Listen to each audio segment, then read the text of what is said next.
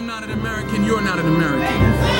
You're one of the 22 million black people who are the victims of America. You and I, we've never seen any democracy. We ain't seen no democracy on the cotton fields of Georgia. Wasn't no democracy down there. We didn't see any democracy on the streets of Harlem, in the streets of Brooklyn, in the streets of Detroit, and Chicago. Ain't no democracy down there. No, we've never seen democracy. All we've seen is hypocrisy.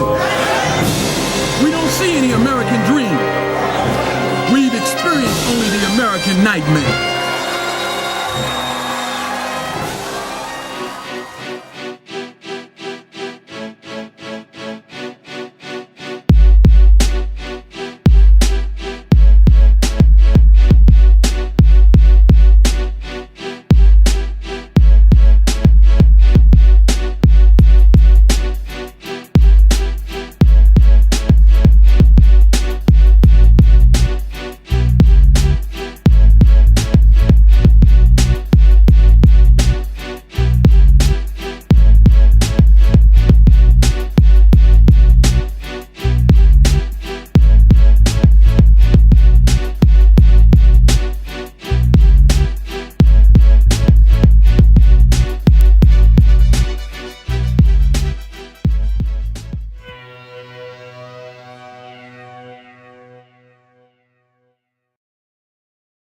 In the history of the world, there has not been a people that has destroyed and run down their own people like black people.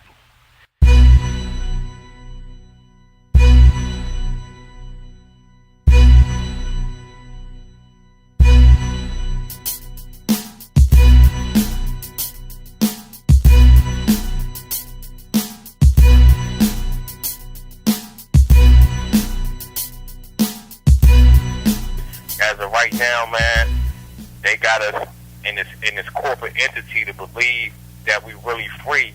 And it goes back to when they first had slaves. They had slaves, was whipping slaves, was oppressing slaves, basically giving them food that they wouldn't even give to their dogs. But then, I think it was Willie Lynch, or it may have been John Hawkins. It was somewhere around that time period. You had the brother like, hold up, y'all need to make them fight amongst each other. So they sat back, go ahead and make the lights against the dark and the fat against the skinny, the ugly against the pretty.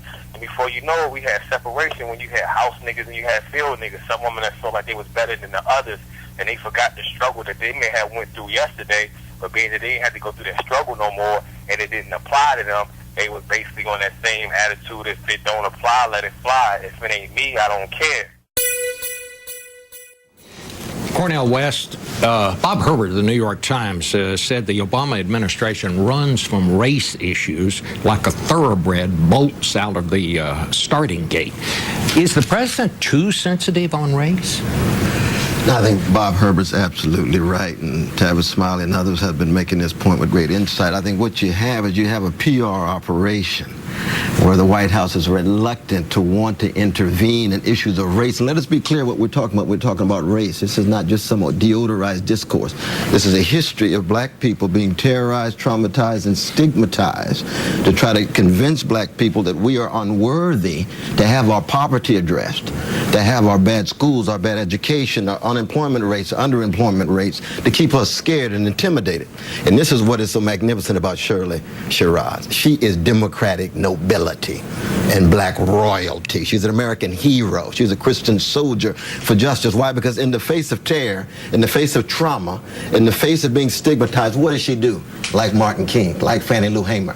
I will love my way through this darkness by promoting justice, not revenge. That's a great legacy of black people. As we see brown people trying to do the same thing in Arizona in the face of America turning away.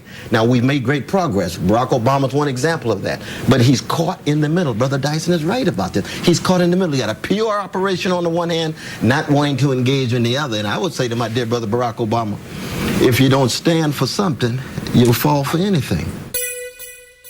And because Obama's in the office does not make this a post-racial era.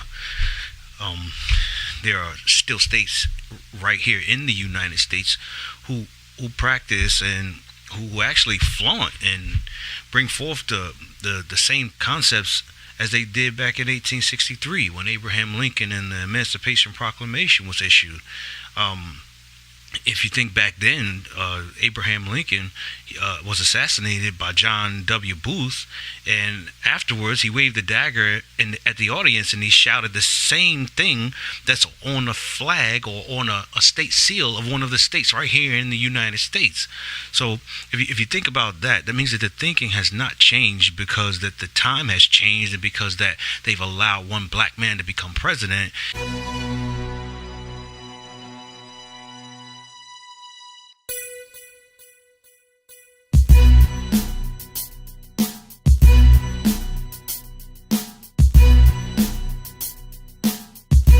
The only way you break through this kind of superficial discourse, I think, is all of us acknowledge we have a fallible quest for truth. And the condition of truth is to allow suffering to speak. And we don't like to talk about suffering among our poor people of all colors, but especially black poor and red poor. We don't like to talk about the levels of unemployment, the levels of underemployment, the decrepit schools, the disgraceful school systems, and decrepit housing and so forth. Why? Because then we're talking about power, privilege versus poverty, and relative powerlessness. Powerlessness. Powerlessness.